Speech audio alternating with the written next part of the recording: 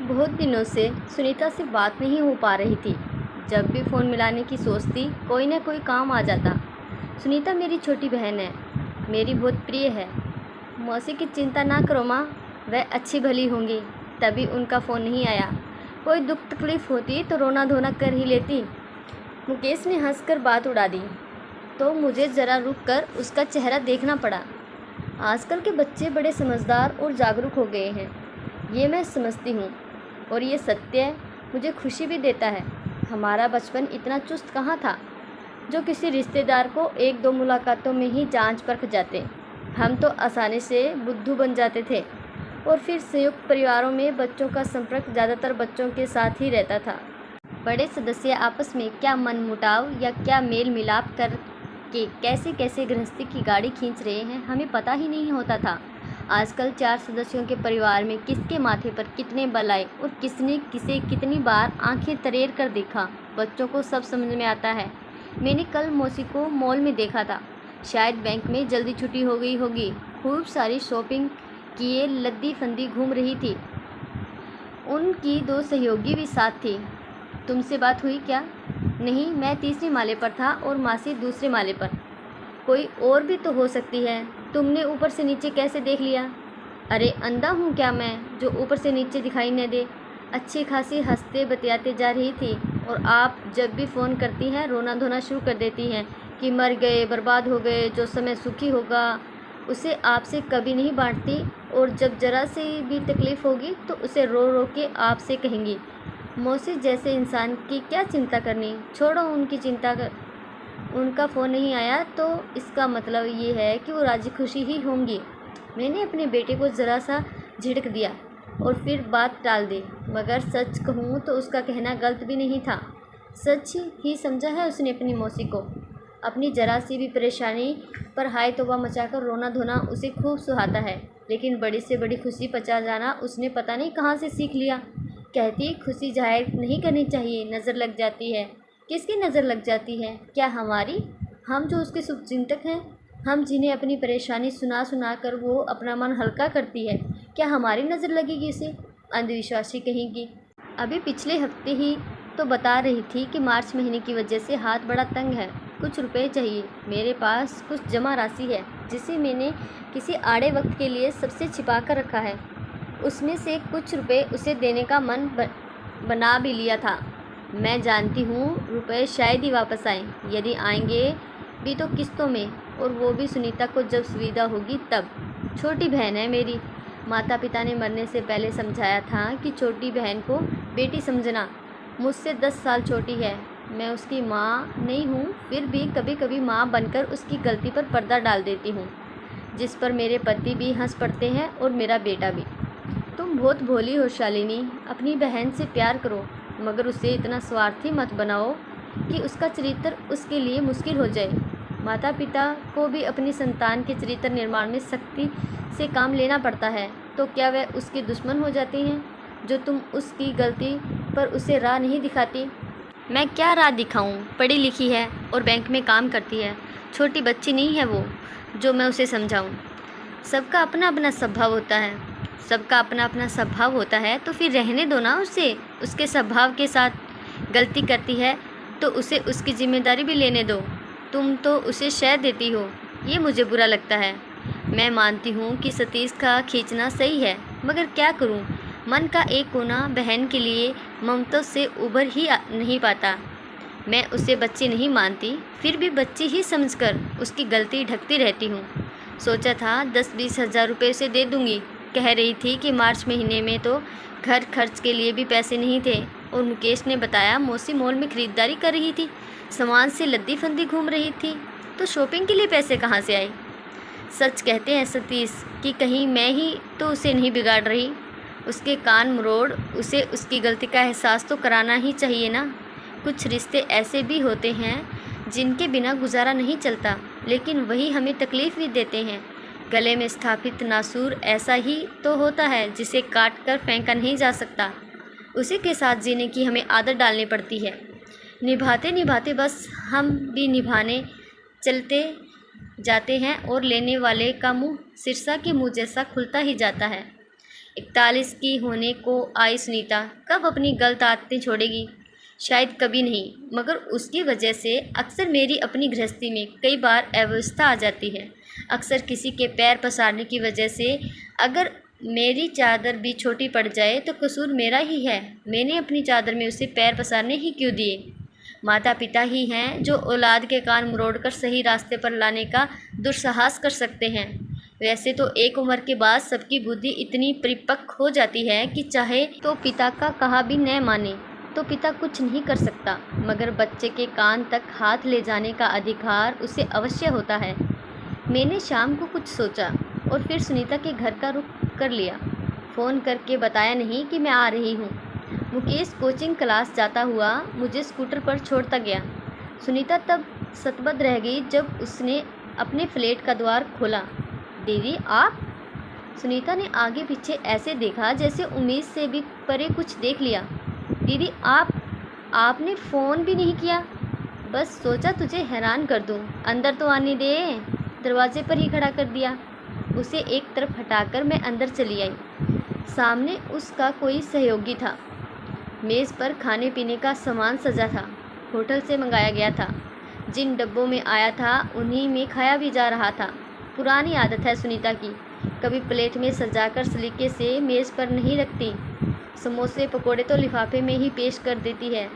पेट में ही जाना है, क्यों बर्तन जूठे किए जाए? मुझे देख वह पुरुष सहसा असहज हो गया। सोचता होगा कैसी बदतमीज़ है सुनीता की बहन, एकाएक सिर पर चढ़ाई। अपना घर है मेरा, फ़ोन करके आने की क्या तुक थी भला? बस बैठे बैठे मन हुआ तो चली आई। क्यों, तुम कहीं जाने वाली थी क्या? मैंने दोनों का चेहरा पढ़ लिया। मैंने कुछ अनचाहा घट गया है उनके साथ। तुम्हारी तबीयत ठीक नहीं थी इसलिए सोचा देख आऊँ। हाँ, विक्रम भी हालचाल पूछने ही आए थे। ये मेरे सहयोगी हैं। मेरे ही प्रश्न ने सुनीता को राह दिखा दी। मैंने तबीयत का पूछा तो उसने झट से हालचाल पूछने के लिए आए सहयोगी की स्थिति साफ कर दी, वरना झट से उसे कोई बहाना नहीं सूझ रहा था।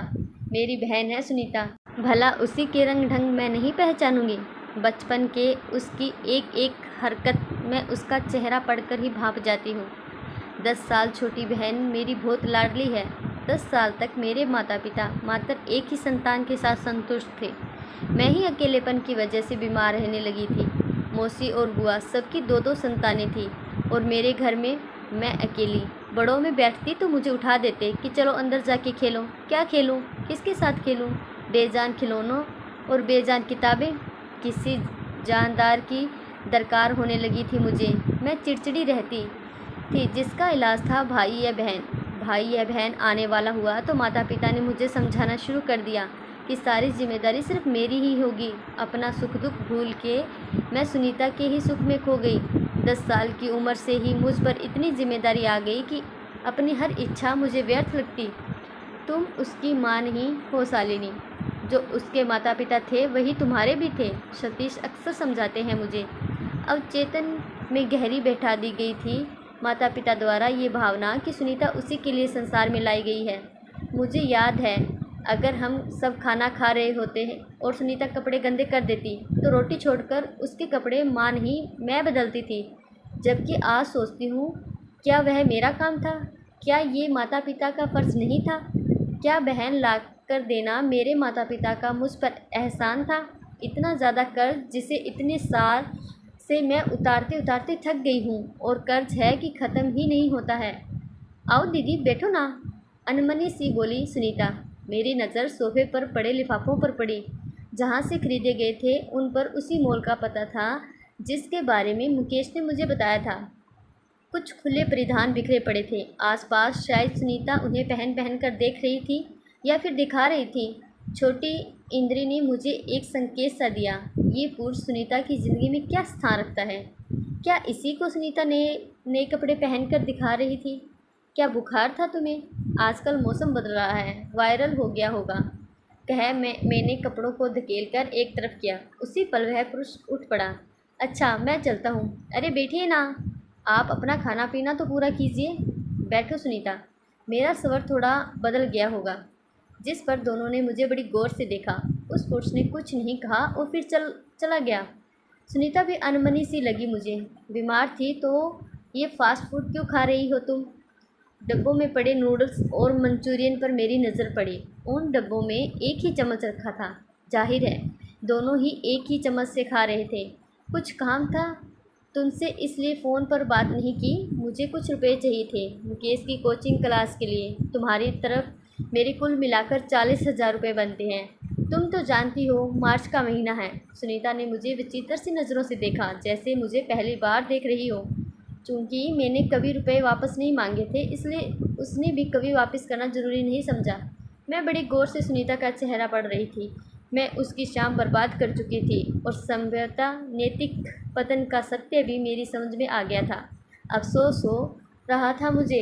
एक ही माता पिता की संतान हैं हम दोनों बहनें, और चरित्र इतना अलग अलग।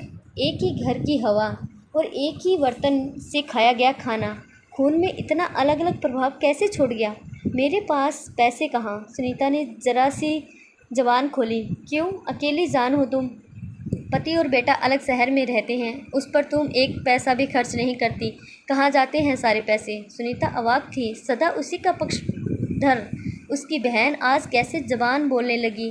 बोलना तो मैं सदा ही चाहती थी, मगर एक आवरण था, झीना सा गलतफहमी का, कि शायद वक्त रहते सुनीता का दिमाग ठीक हो जाए। उसका परिवार और मेरा परिवार तो सदा ही उसके आचरण से नाराज़ था। बस एक मैं ही उसे डूबते तिनके के सहारे जैसी थी, और आज वह सहारा भी मैंने छीन लिया। पाई पाई करके जमा किए मैंने पैसे। मुकेश के दाखिले में कितना खर्च होने वाला है जानती हो ना? मेरी मदद ना करो लेकिन मेरे रुपए लौटा दो, बस उनसे मेरा काम हो जाएगा। कहकर मैं उठ गई। काटो तो खून नहीं रहा सुनीता में। मेरा व्यवहार भी कभी ऐसा होगा उसने सपने में भी नहीं सोचा होगा। उसकी हसीन होती शाम का अंजाम ऐसा होगा ये भी उसकी कल्पना से परे था। कुछ उत्तर होता तो देती ना। चुपचाप बैठ गई। उसके लिए मैं एक विशाल काय स्तंभ थी, जिसकी ओट में छिपकर वह अपने पति के सारे आक्षेप छुटला देती थी। देखो ना दीदी, संजय कुछ समझते ही नहीं है। संजय निरही से रह जाते थे सुनीता की उचित अनुचित मांगों से। नारी सम्मान की रक्षा पर बोलने का तो आजकल फैशन ही बनता जा रहा है, लेकिन सोचती हूँ जहाँ पुरुष नारी की वजह से पिस रहा है, उस पर कोई कानून कोई सभा कब होगी? अपने मुँह पर कभी जीत क्यों नहीं पाई मैंने? कम से कम गलत को गलत कहना तो मेरा फ़र्ज़ था ना। उससे परहेज क्यों रखा मैंने? अफसोस हो रहा था मुझे। दम घुटने लगा मेरा सुनीता के घर में। ऐसा लग रहा था कोई नकारात्मक किरण मेरे वजूद को भेद रही है। माता पिता की निशानी अपनी बहन के वजूद से मुझे ऐसी अनुभूति पहले कभी नहीं हुई। सच कहूँ तो ऐसा लगता रहा मानो माँ पिताजी के रूप में सुनीता ही है मेरी सब कुछ, और शायद यही अनुभूति मेरी सबसे बड़ा दोष रही। तक मैं अपना दोष न स्वीकारूं। सुनीता की भलाई के लिए ही उससे हाथ खींचना चाहिए मुझे, तभी वह कुछ सही कर पाएगी। दीदी बैठो ना। नहीं सुनीता, मुझे देर हो रही है, बस इतना ही काम था, कह सुनीता का बड़ा हाथ झटक मैं बाहर चली आई। गले तक आवेग था। रिक्शे वाले को मुश्किल से अपना रास्ता समझा पाई। आंसू पोंछ मैंने मुड़कर देखा, पीछे कोई नहीं था जो मुझे रोकता। मुझे खुशी भी हुई जो सुनीता पीछे नहीं आई। बैठी सोच रही होगी कि ये दीदी ने कैसी मांग कर दी। पहले की दिए ना लौटा पाए ना सही, कम से कम और तो नहीं मांगेगी ना। मन और तन दोनों हल्के हो गए। खुलकर सांस ली मैंने कि शायद अब सुनीता की काया पलट हो जाए। आशा करती हूँ आपको ये कहानी ज़रूर पसंद आई हो। ऐसी ही पारिवारिक कहानियाँ रोज़ सुनने के लिए प्लीज़ हमारे इस चैनल को ज़रूर सब्सक्राइब कर लीजिएगा। कहानी को पूरा सुनने के लिए आपका बहुत बहुत धन्यवाद।